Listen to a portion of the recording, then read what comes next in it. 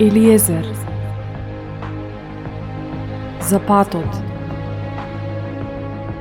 За вистината. За животот.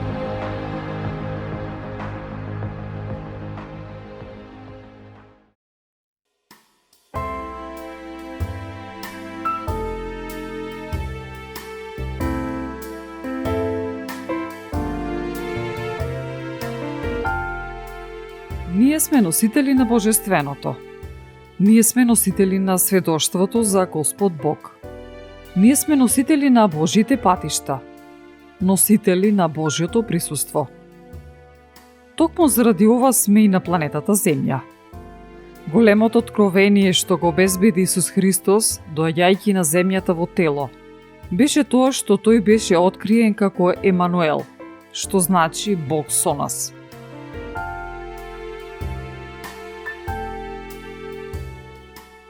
Целата поента е тоа што луѓето би откриле дека Бог е со нас и дека е за нас. Господ Исус Христос ни даде подарок и покаяние. Покаянието не е нешто што по случајност го одбираме, туку е подарок. Во Светото Писмо пишува дека покаянието е дар што Бог ни го дава. Покаянието не е само жалење за нашето минато, туку ја вклучува и тагата за нашиот грев, за неговото големо влијание и удар врз нашиот живот. Покаянието не доведува до промена, свртување, преобратување во начинот на кој размислуваме за животот, како размислуваме за гревот, за нашата сегашност, за иднината. Се што се состои во овој збор наречен покаяние.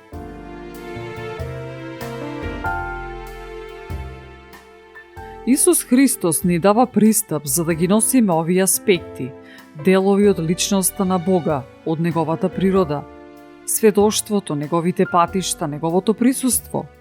Во неговиот збор запишани се неколку принципи, чекори, кои доаѓаат последователно. Како на пример, пристапуваме со благодарност, повлекуваме преку неговите порти со славење и величање. Станува збор за слоеви на пристапување кон него, се со цел наша промена и обнова. Постојат моменти на наша целосна промена, кога велиме дека не сме повеќе заинтересирани само за неговите дела, туку сакаме да знаеме каков е тој, сакаме да ги знаеме неговите патишта. Секогаш кога Бог ја открива својата природа, тој доаѓа со покана за да го запознаеме. Никогаш таа покана не доаѓа од причина дека ние знаеме нешто повеќе за него од теолошки аспект. Она што е важно е да го знаеме во некој одредено светло, да имаме средба со него. Кога ни вели дека тој ни обезбедува се, тогаш зошто не би очекувале да не бидат задоволени сите наши потреби? Кога веќе ни вели дека тоа е нашата светост, зошто тогаш кога сме отишле на разговор со него, би заминале празни, без откровение? Например, доколку сме добили исцелување, зарем само така би отишле, без заблагодарување и зарем не би биле заинтригирани за тоа каков е нашиот исцелител? Затоа, наместо да бидеме задоволни само со лекувањето, да го бараме и лекарот. Кој е тој, каков е, како можеме да развиеме подобра врска со него, како го прави тоа, од каде доаѓа моќта, што можеме ние да направиме, не само за нас, туку и за другите околу нас. И доаѓаме до фактот дека имаме врска, взаемен однос со оној кој не излекувал, кој е изворот на нашето здравје. Лекувањето од негова страна не представува само акт, туку тоа е дел од неговата природа. Тој не може да биде нешто друго, туку тој е изворот на здравјето. Тоа е во неговата природа. Тој не може да има негативна страна од причина што ја нема таа негативна страна. Тој е љубовта, радоста, мирот, здравјето, изобилието и се што е најдобро.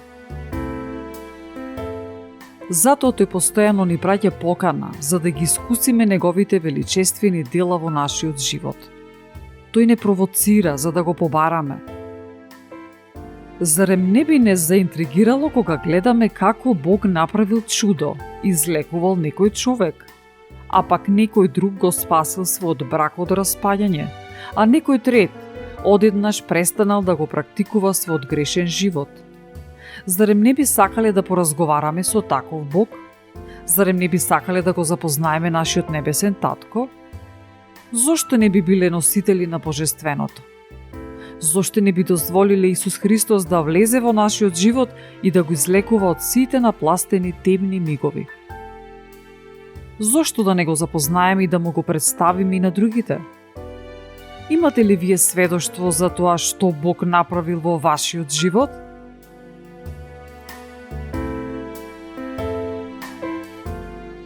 Мојсей на Бога му говори: па ако сум нашол милост пред тебе, откри ми се, да те разберам, та и понатаму да најдам милост пред тебе и да узнам дека овие луѓе се твој голем народ. Во ова реченица го пишува токму она што ни треба, односно се обраќаме кон нашиот небесен татко со следниве зборови: покажи ми ги твоите патишта за да те разберам, за да те запознам. Што е поентата на ова барање или исказ?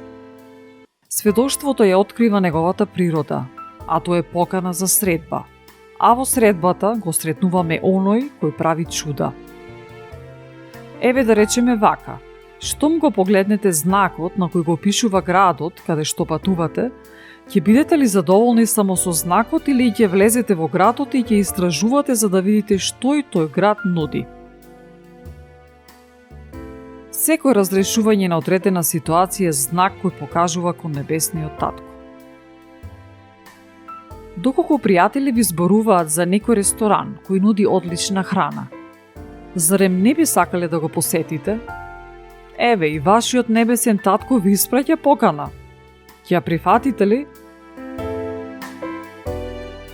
Целта на нашето земско патување е да го запознаеме нашиот Создател.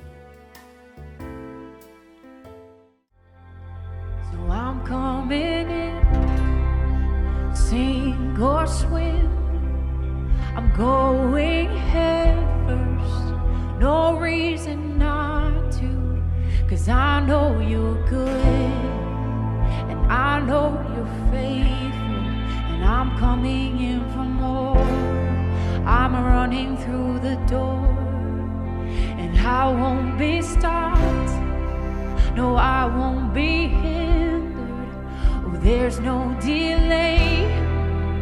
I'm coming in. If you said it, I believe it.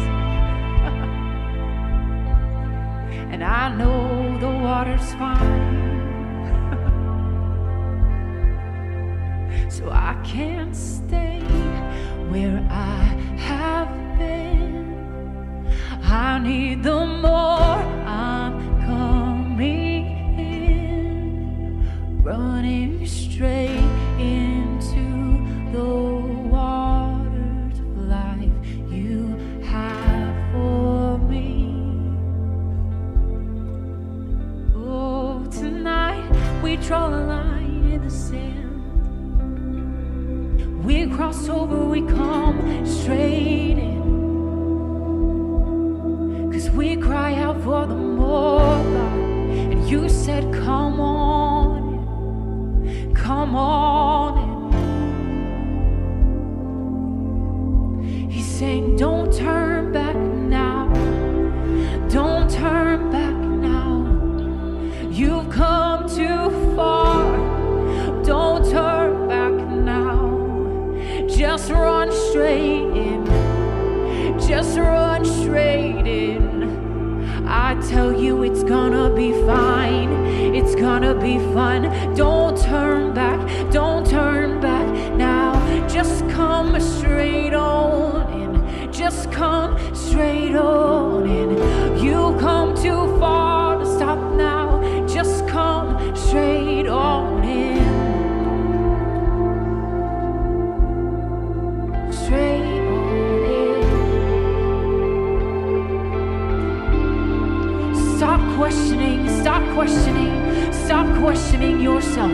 Just come on in. Come on in. Come on in.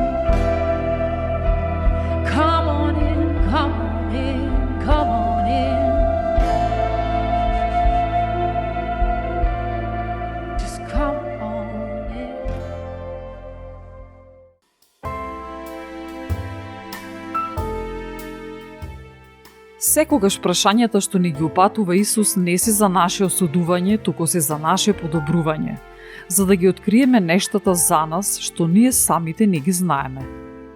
Неговите прашања не освестуваат за тоа дека во некои сегменти размислуваме поразлично од него, а ние треба да го имаме умот на Христос.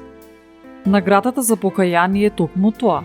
Се приближуваме кон усогласување, синхронизирање на нашиот ум со умот на Христос. Во Евангелие според Марко 8 глава пишува: И кога Исус ги остави, пак влезе во коработ и премина на другата страна. А тие пак беа заборавиле да земат леп и во коработ нема со себе повеќе освен еден леп. А он им заповеде и рече: Внимавајте, чувајте се од квасот фарисејски и од квасот Иродов. И се размислуваа помеѓу себе велејки: Тоа е што немаме леп. А Исус, кога ги разбра, им рече: Што мислите дека немате леп? Зар уште не знаете и не разбирате? Уште ли е скаменето вашето срце? Очи имате, не гледате ли? Уши имате, не слушате ли? И не помните ли? Кога ги раскршив 5 лебови за 5000 души, колку полни кошеви со парчиња кренавте? Му рекоа: 12. А 7 за 4000, колку кошници со останати парчиња собравте? Тие одговорија: 7. Им рече: Па како тогаш не разбирате?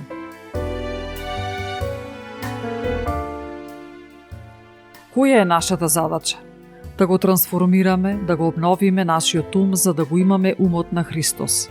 А тоа е да мислиме како тој што мисли и да гледаме како тој што гледа. Исус ги предупредува своите ученици да внимаваат од квасот на фарисеите. Со тоа сакаше да им укаже да внимаваат на начините на размислување кои се различни од неговите, тоест да не размислуваат како фарисеите и како припадниците на Ирод. Истото се однесува и за нас. Зошто Исус не укажува на ова? Затоа што доколку не размислуваме како што тој размислува, ќе имаме погрешна перцепција. Нашата реалност може да биде оформена од погрешни принципи и образци на размислување, од погрешен систем на вредности. Затоа, што Исус ни поставува прашање, да не го гледаме тоа како осудување, туку да размислуваме што сака да ни открие за нас, а тоа е негде длабоко скриено во нас. Ете, и неговите ученици не сфатија што ги прашува. Тие помислија дека не обезбедиле леп. Исус сака да не оформува со неговата перцепција за реалноста, а не земската, човечката. Во послание до Римјаните глава 12 пишува: И не управувајте се според овој век, туку преобразете се преку вашиот обновен ум, за да можете да познавате која е добрата, угодна и совршена волја Божја. Целта е да живееме според Божјата волја, односно со Божјата перцепција на земјата. Сите нешта во животот да ги гледаме низ призмата на Бог. Секоја ситуација да разрешуваме според Божјите принципи, да живееме според Божјиот систем на вредности. Тоа е доблеста да се биде со и во Христос. Како едно од најважните прашања што Исус ги упатува до учениците е: Зошто размислувате дека немате леп? Зар уште не знаете и не разбирате? Уште ли е скаменето вашето срце? Исус, на што го става акцентот? На тоа дека нашето размислување започнува со она што го немаме. Зошто го прави ова? За да ги видиме пукнатините во нашето живење, постоење, перципирање, а на тој начин да се сплотиме, синхронизираме со вистината, со Божјата реалност. И зошто размислуваме негативно? Зошто паѓаме од она што го немаме? Сте се запрашали ли некогаш? Што еднаш сме искусиле Божјата добрина, да знаеме дека во тој момент сме го изгубиле правото да започнеме мисловен процес, односно да размислуваме за тоа дека немаме. Исус продолжува со прашањата: Очи имате, не гледате ли? Уши имате, не слушате ли? И не помните ли? Да анализираме вака. Се наоѓаме во одредена ситуација која ни предизвикува напнатост, стрес, болка и слично. Бараме решение, нели? Исус не поставува 3 прашања, како што ги запраша своите ученици. Гледаш ли дека можеш да излезеш од таа ситуација? А многу често во такви моменти не гледаме како може тоа да биде. Исус продолжува со второто прашање. А слушна ли минатиот пат што ти реков? Ние одговараме. Не баш. Но, Исус е упорен и сака да ни помогне, па ни го поставува третото прашање. А го помниш ли мигот кога во минатото таа ситуација се разреши? Наврати се на спомените од тогаш. Исус секогаш сака да бидеме победници во секоја животна ситуација. Преку упатените прашања не поттикнува да се вратиме на она што го знаеме, да медитираме на Неговиот збор, на Божите дела, се со цел да ни ја врати верата и да не врати на вистинскиот колосек.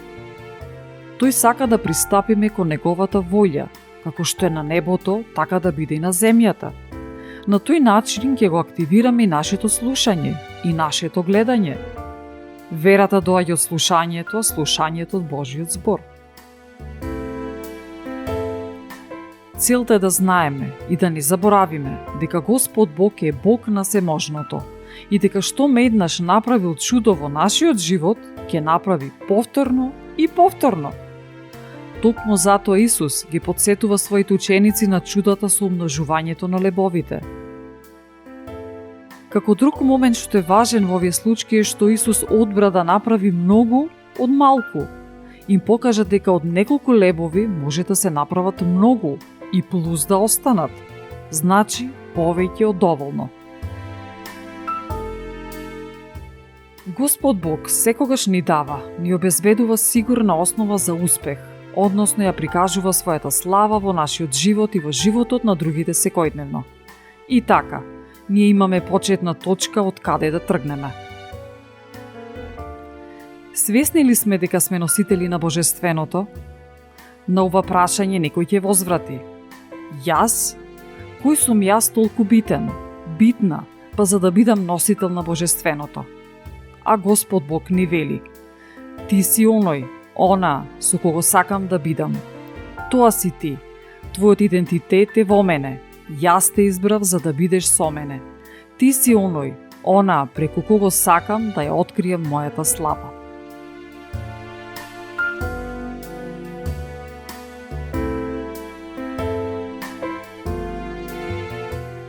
Ја следевте емисијата Елиезер со Елена Ѓурѓиевска-Костадиновиќ, во соработка со и под покровителство на Господ Исус Христос и Господ Свети Дух.